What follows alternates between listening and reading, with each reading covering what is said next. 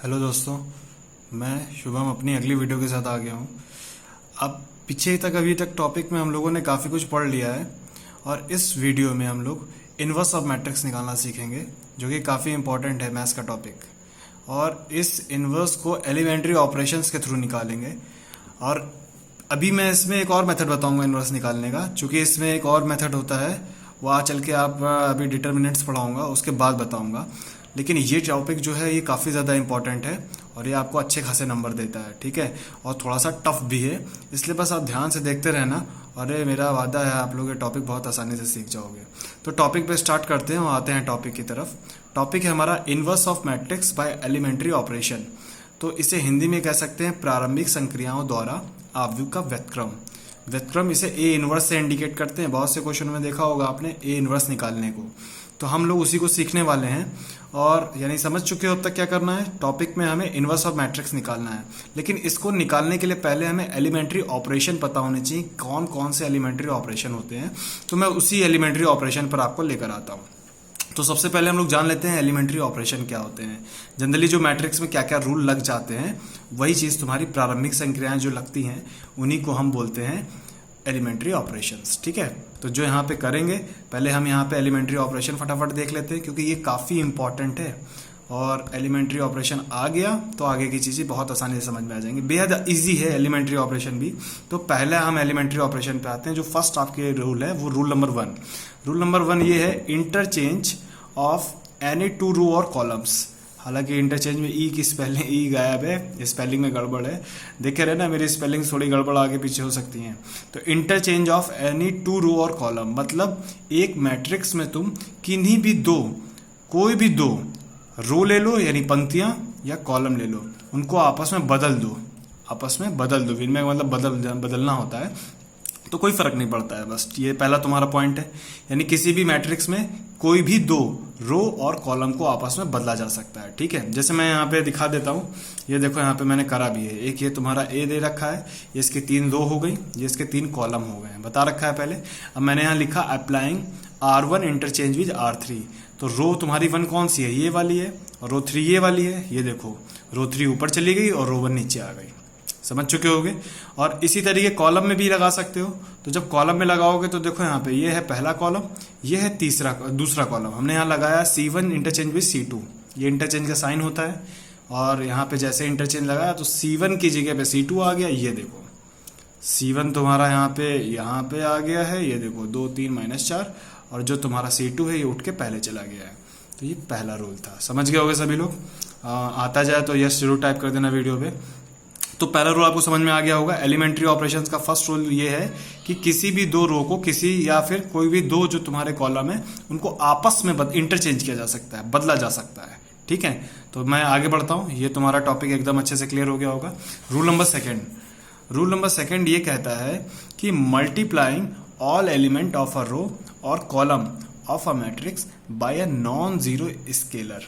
मतलब तुम किसी भी मैट्रिक्स के सारे एलिमेंट्स जो भी एक रो के हों या कॉलम के हों, देखो लिखा है multiplying all elements of a row और कॉलम। एक मैट्रिक्स के किसी भी रो और कॉलम के नंबर जो एलिमेंट्स है, उसमें तुम किसी भी एक नॉन जीरो का मतलब ये है बस जीरो ना हो, स्केलर 5 6 7 8 10 12 100 200 कुछ भी हो, तो तुम मल्टीप्लाई करा सकते हो। चाहे वो फ्रैक्शन में हो, 1/2 -1/2 कुछ भी हो, बस वो नॉन जीरो स्केलर होना चाहिए। समझ गए। हिंदी में बोले तो किसी आव्यूह की पंक्ति या स्तंभ में एक अदिश संख्या से गुणा। अदिश का मतलब जानते ही होंगे सभी लोग। तो अब मैं इसको एग्जाम्पल के साथ बताता हूँ तो ज़्यादा बेटर तरीके से समझ में आएगा। रूल समझ में आ गया ना, रूल देख लो। तो वही चीज करके दिखा रहा हूँ। ये अभी केवल समझा रहा हूँ रूल्स, अभी क्वेश्चन आगे करके दिखाऊंगा तो बहुत बेटर तरीके से क्लियर हो जाएगा।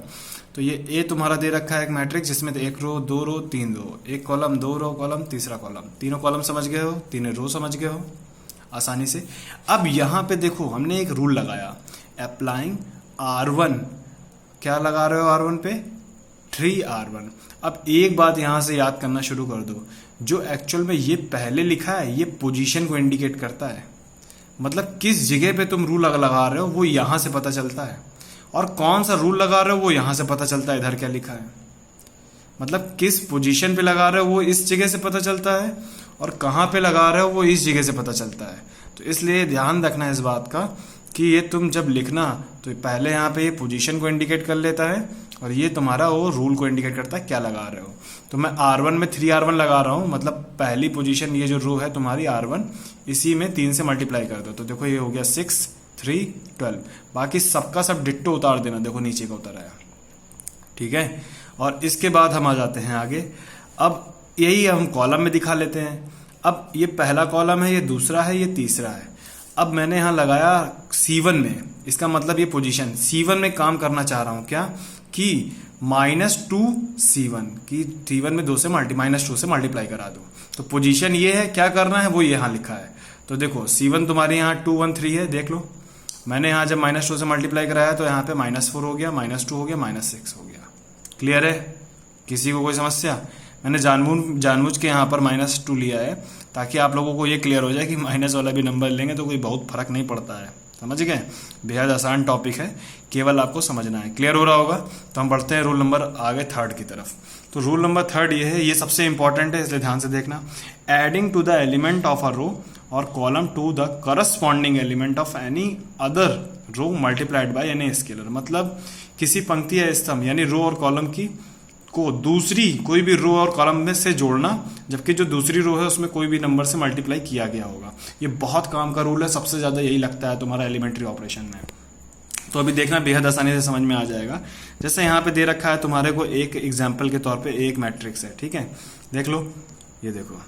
अब ये मैट्रिक्स में साफ दिख रहा है कि यहाँ पे first row, second row, third row, first column, second column, third column दिख रहा होगा। ये first row, second row, third row, first column, second column, third column. अब मैं यहाँ पे एक रूल अप्लाई कर रहा हूँ।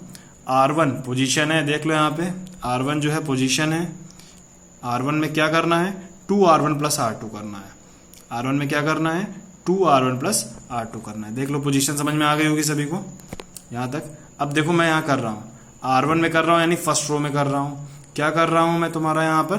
2R1 और उसमें R2 ऐड कर दे रहा हूँ।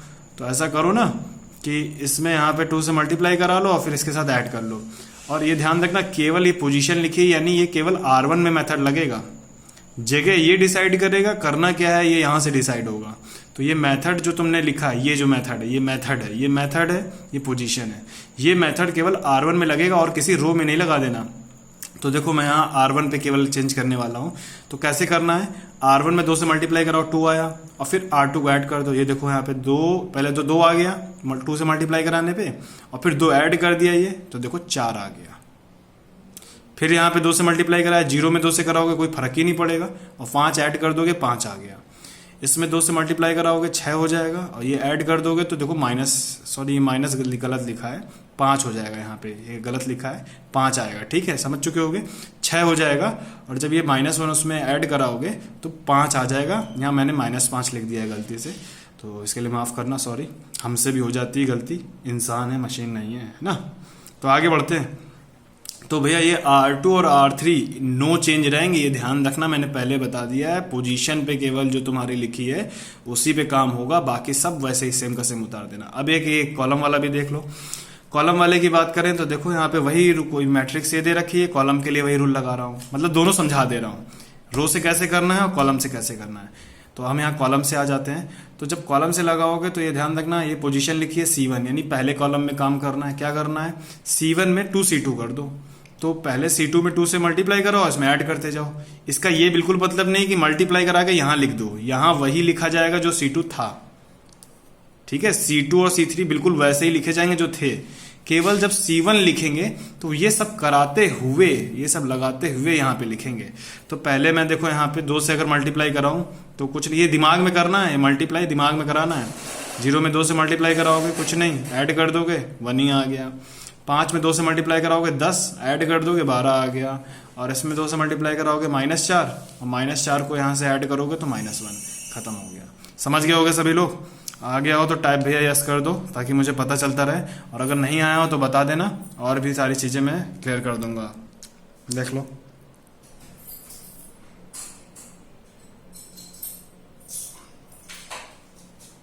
बढ़ते हैं आगे। अब हम लोग आ जाते हैं यहाँ पर find inverse matrix by elementary operation, किसी मैट्रिक्स के इनवर्स को इनवर्स मैट्रिक्स कहते हैं और इसे ए इनवर्स से दिखाते हैं। तो अब हम यहाँ पे इनवर्स मैट्रिक्स जान लो, किसी भी मैट्रिक्स का जो इनवर्स होगा उसे हम इनवर्स मैट्रिक्स कहेंगे और उसे ए इनवर्स से इंडिकेट करेंगे। अब हम इस टॉपिक में इनवर्स मैट्रिक्स निकालना सीखने वाले हैं। अभी तक पीछे एलिमेंट्री ऑपरेशन सीखे थे, अब रूल सीखने वाले हैं। तो रूल नंबर 1, सबसे पहला काम, तुम्हें एक मैट्रिक्स देगा तो जैसे ही तुम्हें मैट्रिक्स दे पहले ये रूल लिख लेना, A is equals to I A, A is equals to I A. ध्यान रखना आई यूनिट मैट्रिक्स होता है और मैंने यूनिट मैट्रिक्स पिछली वीडियोस में अपनी बता रखा है बहुत अच्छे से।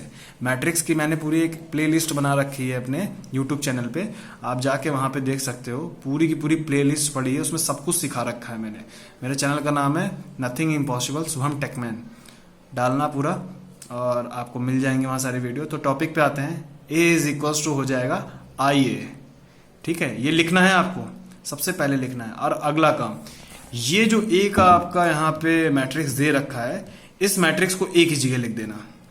और आई का मतलब यूनिट मैट्रिक्स होता है और यूनिट मैट्रिक्स यहाँ ध्यान रखना उसी ऑर्डर का लिखते हैं जिस ऑर्डर की ए मैट्रिक्स होगी। ये 3 × 3 की है, तुम भी 3 की लिख लो। और मैंने बताया था डायगोनल में सारे 1 कर देना, बाकी सब 0 भर देना। केवल डायगोनल में 1 होंगे, बाकी सब 0 होंगे। और इस ए को ऐसे ही लिखे रहने देना। ये यहां तक समझ में आ गया। और जैसे ही इतना हो जाए तो अब आगे सुनो। अब जो तुमने पीछे एलिमेंट्री रूल्स सीखे हैं, उन रूल्स का यूज करते हुए इस मैट्रिक्स को तुम्हें कन्वर्ट कर लेना है, किसमें? यूनिट मैट्रिक्स में। फिर से सुन लो करना क्या है। जो रूल्स एलिमेंट्री ऑपरेशन अभी तुमने इस वीडियो में सीखे हैं, उन रूल्स का यूज करते हुए इसको यूनिट मैट्रिक्स में बदल लेना है। और जो तुम रूल यहां लगाओगे वही रूल इधर भी लगेंगे। जब तुम इसको यूनिट में बदलने की कोशिश करोगे तो ये भी बदल जाएगी, और जब ये बदल जाएगी और जब यहाँ पे यूनिट मैट्रिक्स आ जाएगा तो इसी के साथ में जो इधर मिलेगा वही ए इनवर्स होगा बस। और ये कैसे निकालना है ये मैं अपनी अभी दूसरी वीडियो आगे वाली में बता रहा हूँ, तो आप दोनों वीडियो को देखिएगा तब ये टॉपिक पूरा क्लियर होगा। अभी मैं इसका एग्जाम्पल भी दे रहा हूँ एक अगली वीडियो में अपना, और बहुत अच्छे से उसमें एक्सप्लेन कर रहा हूँ। तो कुछ चीज़ें आपको एक्सप्लेन कर रहा हूँ, उसमें आप अगली वीडियो में देखिए।